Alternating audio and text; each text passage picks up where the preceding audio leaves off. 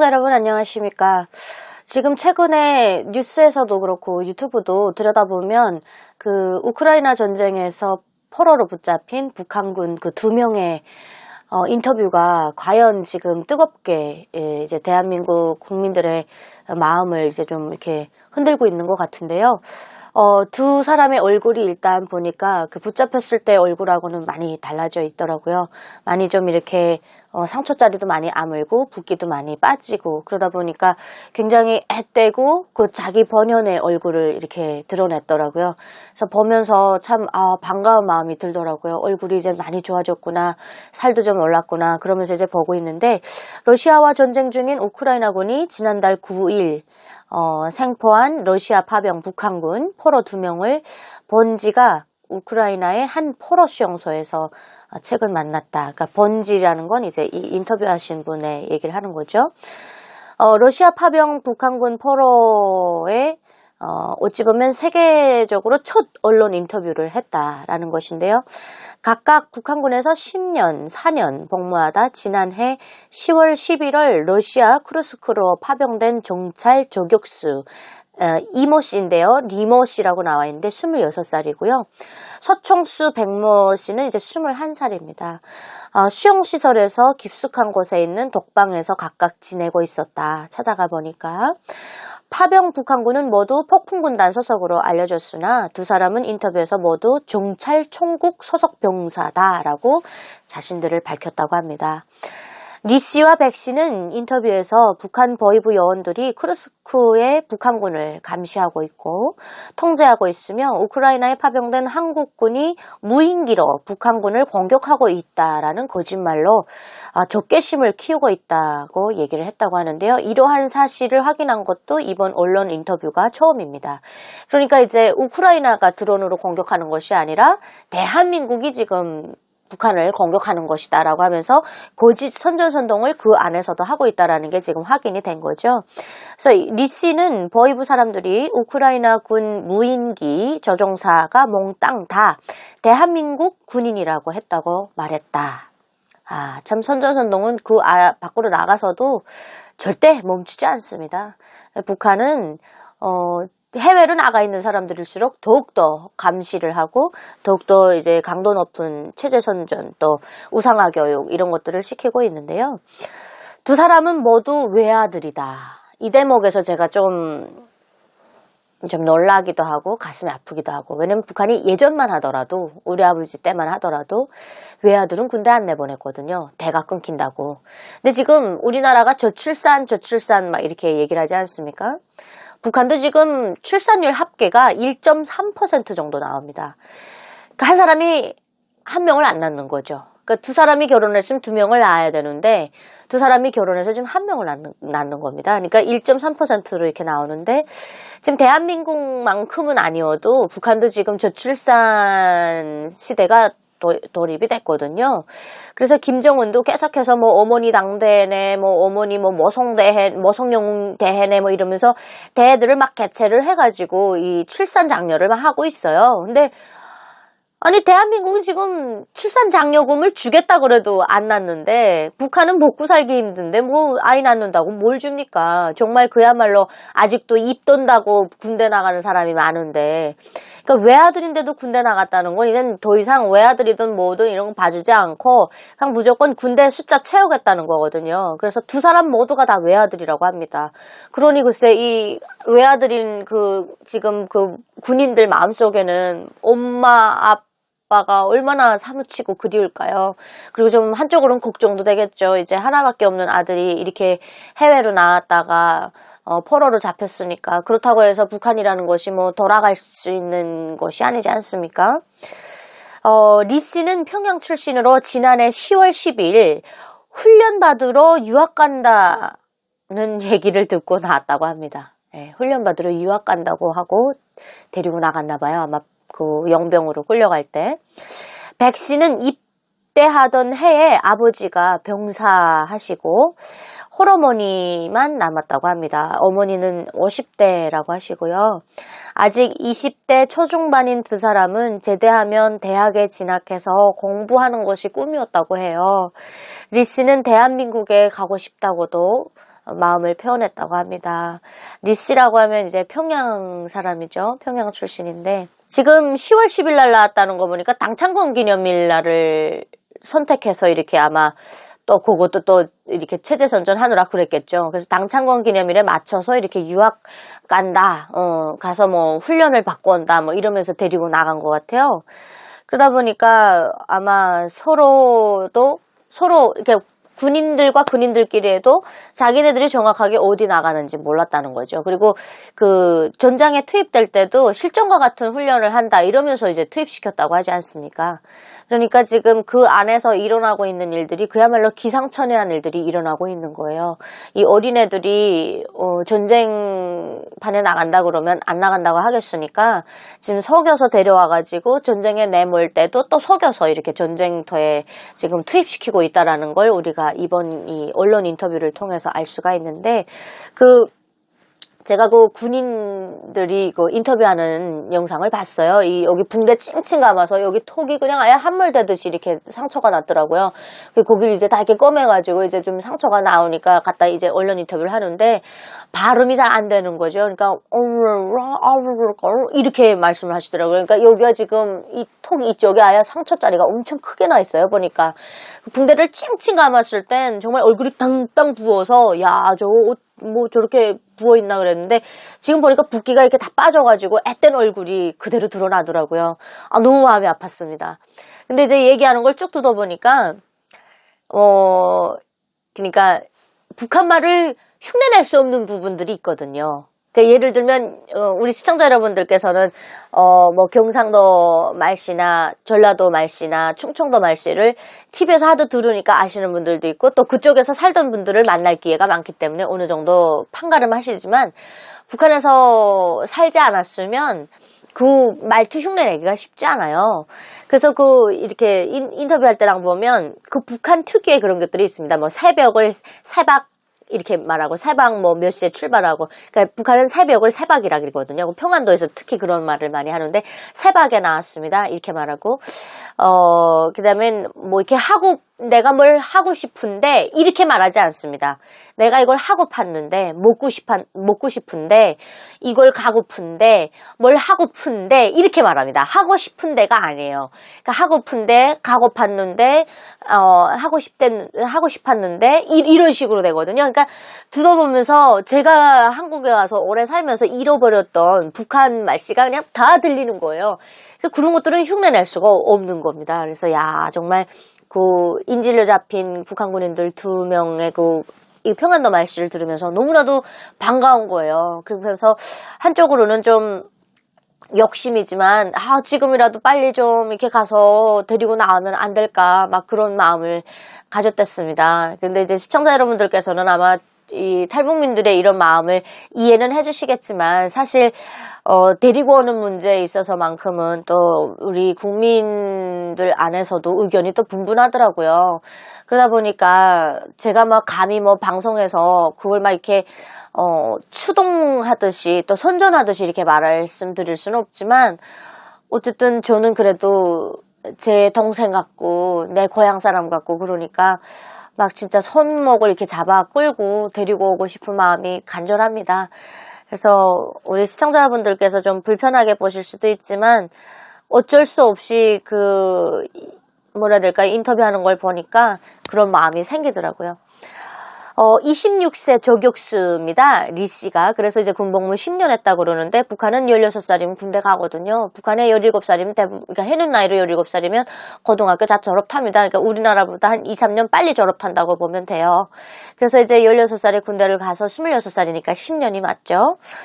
러시아 우크라이나가 교전을 벌이는 러시아 크루스쿠즈에 지난해 말 파병됐다 부상당해 포로로 잡힌 북한군 병사 리모 씨 26살. 리모 씨는 지난달 9일 우크라이나군에 생포될 당시 오른쪽 팔과 턱에 중상을 입은 상태였다.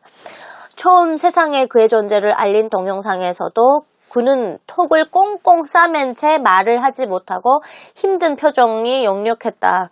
이후 약 한 달 만에 우크라이나 모처의 수용소 독방에서 만난 그는 어느새 많이 회복돼 있었다. 턱의 압박 붕대를 풀었고 어눌하게나마 말할 수 있었다. 턱엔 총상으로 입은 큰 상처가 아무는 모습이 드러났다.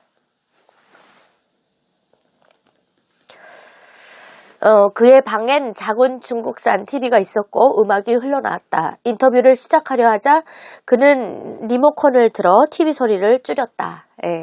그는 기자라고 말씀하셨죠? 하며 이야기 중간중간 궁금한 것을 묻기도 했다.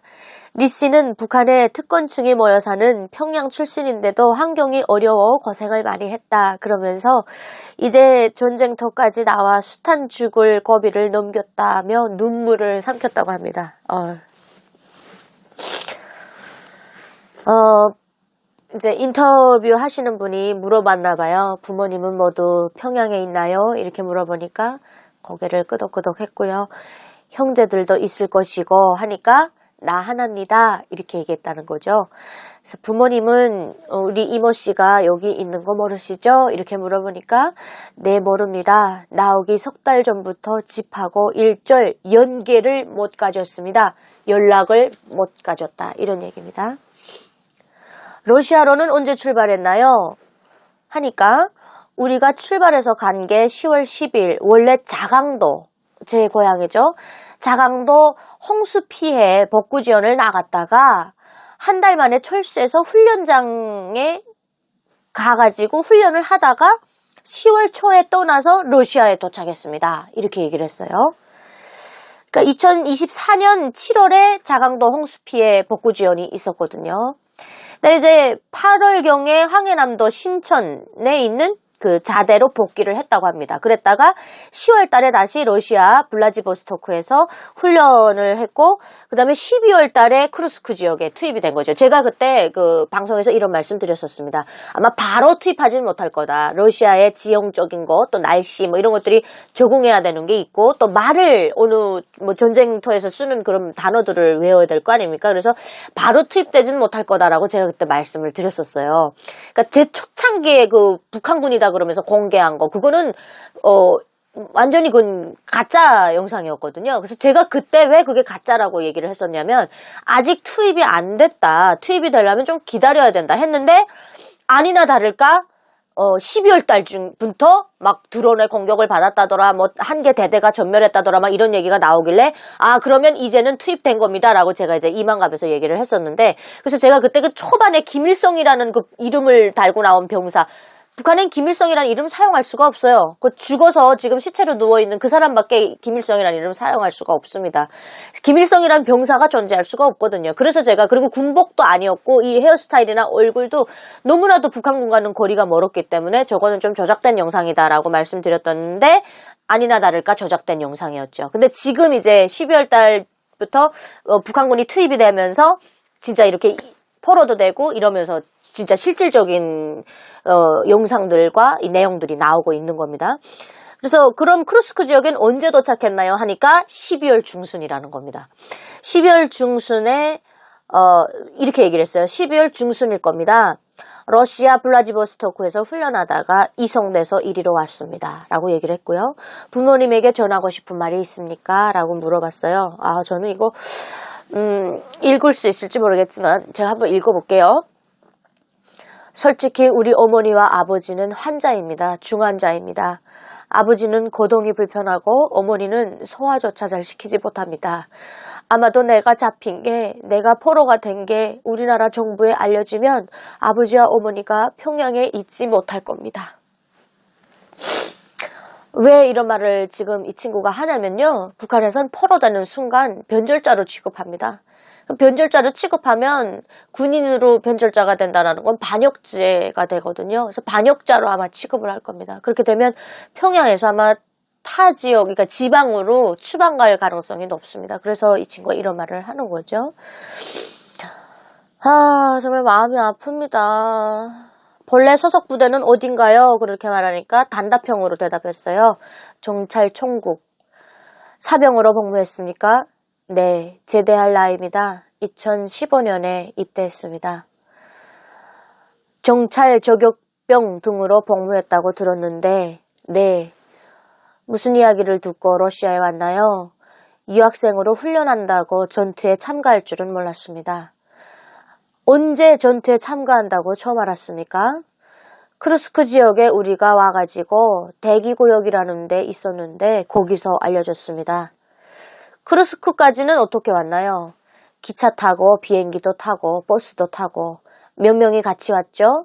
2,500명가량이 왔습니다. 지금 북한에선 우리 동포 청년들이 여기 와서 전투한다는 사실을 인정하고 있지 않는데요. 비밀이지요. 왜 그런다고 생각하나요? 대적 조건, 네, 대외 관계 입장이라는 거죠. 대적 조건이 훼손될 가능성 그런 거? 러시아군하고는 어려움 없었습니까? 우리는 아래 단위에서 별로 말하지 않고 윗 단위에서 모두 조직해가지고 탄약 문제라든지 피복물자 그런 거는 모두 윗 단위에서 다 체결해가지고 다 공급하게끔 그렇게 해놓고 사병들이랑 러시아 군인들하고는 별로 말을 하지 않았습니다. 윗 단위가 뭐냐면 위에 조직이란 얘기입니다. 위에 단위가 다 얘기를 하지 아래 단위들, 아래 조직 성원들은 그런 것에 대해서 왈가왈부할 수도 없고 말할 수도 없다 이런 얘기죠. 소통은 어떻게 했나요? 하니까 스마트폰 번역기로 했습니다. 평양에 있을 때 스마트폰을 써봤나요? 스마트폰 번역 기능은 여기 와서 처음 써봤습니다. 그전에는 외국인을 상대 안 했으니까. 파병된 부대는 충성심 높은 부대입니까? 전투력이 높으니까 공사, 전투, 임무 수행 등 앞장선다는 삼지연 건설 안하 이렇게 물어봤습니다. 그러니까 그게 뭡니까? 이렇게 물어보니까 삼지연시 김정은이 전략적으로 개발한 관광도시입니다. 삼지연시를 건설하는 공사입니다. 우리 부대가 12월에 출발해 공사를 하는데 눈과 추위가 심했습니다. 2019년도에 가니까 인가 한 채 없는 산중에 들어가서 눈이 가슴까지 빠지는데 들어갔단 말입니다. 거기서 병영을 건설해야 하는데 곡괭이로 종일 요만한 돌멩구 하나 땅덩어리에서 돌멩이 하나 캐놓으면 손이 얼어붙을 정도로 이렇게 손 동작을 하면서 오목한 날씨란 말입니다. 이렇게 얘기를 했습니다. 날씨가 너무 차서 오줌을 싸면 그 즉시 얼어가지고 떨어진단 말입니다. 크루스크와 비교하면 어디가 춥습니까? 거기가 더 춥습니다. 여기는 아무것도 아닙니다. 여기 있으면 식사는 어떻습니까? 아직 내가 턱이 났지도 않고 해서 딱딱한 음식을 못 먹습니다. 죽 같은 거 아니면 라면을 먹고픈데, 자 보십시오. 먹고 싶은데가 아니죠. 먹고픈데 라면을 못 먹습니다. 턱과 팔부상은 왜 입었습니까? 1월 5일부터 전투에 참가했습니다. 먼저 앞장선 단위들이 모두 희생됐습니다. 그러니까 앞에 부대들이 다 희생됐다는 거죠. 무인기하고 포사격 때문에 많이 희생됐습니다. 러시아에서 방어용 포사격을 제대로 안 해줘서 우리가 무모한 희생을 많이 했습니다. 포사격을 쏴준다고 해도 우크라이나군 후측 방향으로만 쏴줘서 우리가 무모하게 희생됐습니다. 라고 얘기를 했습니다. 그날 몇 명이 나갔습니까? 하니까 배후 타격조로 해가지고 3명이 나갔고 뭐 이런 얘기를 쭉 했죠. 드론에 발견된 후 어떻게 됐나요? 하니까 우리 조가 3명인데 조장하고 내 밑은 벌써 총에 맞아서 쓰러진 상태고 나 혼자만 남았단 말입니다. 그래서 나도 필사적으로 맞바닥에서 맞받아서 이런 얘기에 지금 이거 기사님이 이거 글 쓰시는 기자님이 북한 말이니까 지금 잘못 들으세요. 맞받아 총을 쏘면서 이런 얘기입니다. 맞받아 총을 쏘면서 유리한 지형에 은폐하려고 가는 도중에 총에 맞았단 말입니다. 어디에 맞았습니까? 총알이 팔을 뚫고 뼈를 꺾고 통과해가지고 턱이 나갔단 말입니다.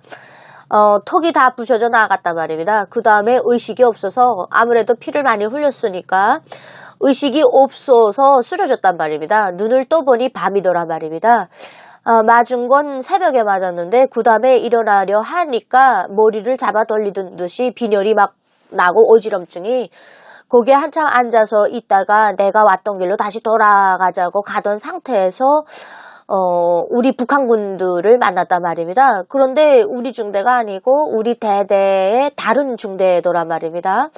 그 사람들이 이렇게 턱과 팔을 붕대랑 다 싸매주고 그랬단 말입니다. 그렇게 응급조치를 해줬으면 왜 같이 복귀하지 않았나요? 그렇게 가려고 보니까 마귀 무인기라고 압니까? 이렇게 물어봤어요. 중대 동지들 다 죽고 나만 생존했다. 수류탄이 있었으면 자폭했을지도 모르겠다. 이런 얘기도 하면서. 그래서 마귀 무인기가 뭐나요? 이렇게 그게 뭔가요? 이렇게 하니까 아주 큰 무인기인데 폭탄을 달고 다니는 열영상 감지기를 달아서 밤마다 폭탄을 떨구고 다니는 무인기란 말입니다. 국외 공중에서 계속 돌고 무인기가 열영상 감지기로 수색을 한다는 거죠. 수색을 해가지고 수류탄을 떨구고 해서 거기서 가지를 못했단 말입니다. 그래서 일단 우리가 장악한 지역에 가서 거기서 은폐를 했었단 말입니다. 그런데 새벽 3시쯤 우크라이나군이 장갑차를 타고 장갑차에서 기관총을 쏘며 우리 장악 지역으로 우크라이나 병사들을 보내서 작전을 벌이더란 말입니다. 그래서 거기 은폐지에 있다가는 다들 결단날 상황이었으니까 이젠 뜨자 하고 거기서 이제 철수해가지고 가는 도중에 또 무인기가 공격해와서 날 구해준 사람 1명, 2명 죽고 그러면서 나 하나 살아남았단 말입니다. 야, 이거 완전 구사일생으로 지금 살았단 얘기 아닙니까? 몇 명이 있다가 혼자 살아남은 거죠? 하고 물으니까 나 말고 5명이 있던 상태에서 5명이 몽땅 다 희생됐습니다. 그 다음엔 어떻게 된 건가요? 캄캄한 밤이 되었는데 지형을 잘 모르니까 그저 감각적으로만 능선만 넘으면 우리 구역이겠다 싶어서 갔는데 아니더라는 거죠. 방향이 틀렸군요. 하고 얘기를 하니까 방향이 틀려서 그 다음에 다시 길을 찾아가지고 다시 가야 한다고 오르는 상태에서 내가 포로가 됐단 말입니다. 그때 당시에는 내가 팔도 못 쓰고 방탄복에 수류탄이고 칼이고 무장 하나도 없었다고 합니다. 그리고 내가 부상을 당했으니까 무거운 거를 못 들고 다니니까는 그래서 그런 상태에서 반항을 해도 내가 잡히는 건 분명하고 혹시 수류탄이라도 있었으면 내가 자폭했을지도 모르겠는데 라고 얘기를 했어요. 자폭하라고 혹시 지시를 받았나요? 라고 물어보니까 우리 인민군대 안에서 포로는 변절이나 같습니다. 잡히면 자폭하라고 지시를 받았다는 뜻 이렇게 얘기를 했어요. 앞으로 어떻게 해야 좋을까요? 그러니까 이 친구가 생각이 많습니다. 이렇게 얘기를 했어요. 생각이 많다고. 부모님 생각도 많이 날 테고 하니까 부모님이 못 견디게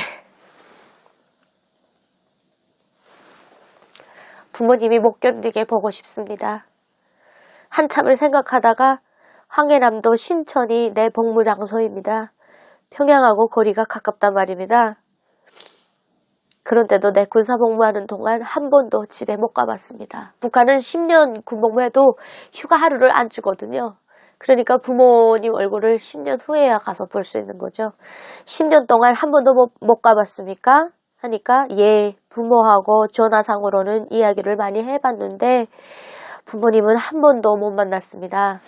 지금 북으로 돌아가면 또 여러 가지 고난이 있을 텐데 하니까 당연하지요. 미래에 대해서 좀 정해진 게 있습니까? 하니까 고개를 끄덕이면서 80%는 결심을 했습니다. 라고 얘기를 했어요. 그래서 어떻게 결심을 했나? 이렇게 물어보니까 한참 고민을 하더래요. 그러더니 기자라고 하셨죠? 하더니 우선은 난민 신청을 해가지고 대한민국에 갈 생각입니다.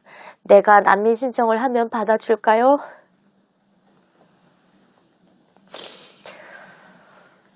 근데 이와 관련해서 우크라이나 당국자는 북한군 포로의 한국행이 가능할지는 한국 정부에 달렸다라고 했다고 합니다. 그러니까 가능할 거라고 저는 보아지고 있는데요.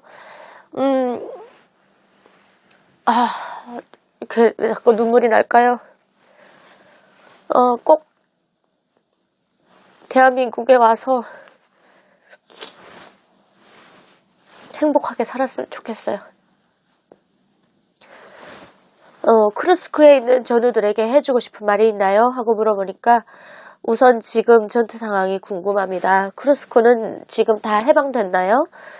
하고 오히려 이렇게 물어봤다는 거죠. 그러니까 아닙니다. 인터뷰하시는 분이 해방 못했습니다. 이렇게 하니까 한숨을 쉬더래요. 혹시 북한군이 크루스크 말고 다른 곳에 투입될 가능성이 있느냐 이렇게 물어보니까 크루스크를 해방하러 간다고 했습니다. 크루스크 그 지역에 그게 있지 않습니까? 우라늄 핵이 있지 않습니까? 핵발전소, 원자력 발전소가 있습니다. 그거를 북한군이 지켜야 한다고 임무를 받았다고 합니다. 그게 지금 크루스크에서 작전을 펼치는 아주 중요한 사항이군요. 하니까 끄덕끄덕 했다고 하죠. 같이 파병 온 부대 전우 중에 생각나는 사람이 있습니까? 하니까 거의 다 희생됐습니다. 나하고 같이 군대 나온 사람들은 다 희생됐습니다. 우리 중대는 내 동기가 다 희생되고 하나도 없습니다. 한 중대 인원이 어느 정도인가요? 하니까 한 63명에서 65명 되는데 우리 기만 8명인가 됐는데 다 희생되고 없다. 그래서 나 혼자 남았다. 이런 얘기를 했다고 합니다. 뭐 인터뷰 내용이 정말 많아요, 여러분. 뭐 다 말씀드릴 수가 없습니다. 이거 정말 인터뷰 내용 궁금하시면 이 친구가 저격수였다고 하는데 이 친구가 그 인터뷰한 영상이 있어요. 들어가셔서 한 번씩 좀 들어보시면 좋을 것 같습니다. 저는 이 친구가 그 대한민국에 온다면 정말 북한의 그 처참한 북한 군의 생활 그리고 또 북한 주민들의 생활 이런 것들을 좀 낱낱이 까발킬 것 같거든요. 그래서 이런 친구가 대한민국에 온다면 정말 그 존재만으로도 우리 대한민국의 자유민주주의가 소중하다는 걸 다시 한번 느끼지 않을까 그런 생각이 듭니다. 여러분 어려운 시국이지만 우리가 이럴 때일수록 정말 더 대한민국의 앞날을 위해서 한 사람 한 사람이 정말 대한민국의 미래를 위해서 기도하고 열심히 정말 부르짖어야 하는 대한민국의 앞날을 위해서 노력해야 하는 그런 때가 아닐까 싶고요. 이 친구들을 보면서 태어나는 나라가 이렇게 중요하고 정말 태어나는 곳을 선택하지 못했지만 대한민국에 와 있는 우리 북한 이탈 주민들 3만 명이 넘는 북한 이탈 주민들은 참 행운하구나 라는 걸 다시 한번 느끼게 됩니다. 오늘 영상을 시청하시면서 제가 조금 쿨쩍쿨쩍 해가지고 쿨쩍거리고 좀 감정이 잘 조절이 안 돼서 시청자 여러분들께 좀 죄송하다는 말씀 드리고요. 또 북한 관련된 뉴스 발빠르게 전달하는 정윤아가 되도록 하겠습니다. 시청해주신 여러분 고맙습니다.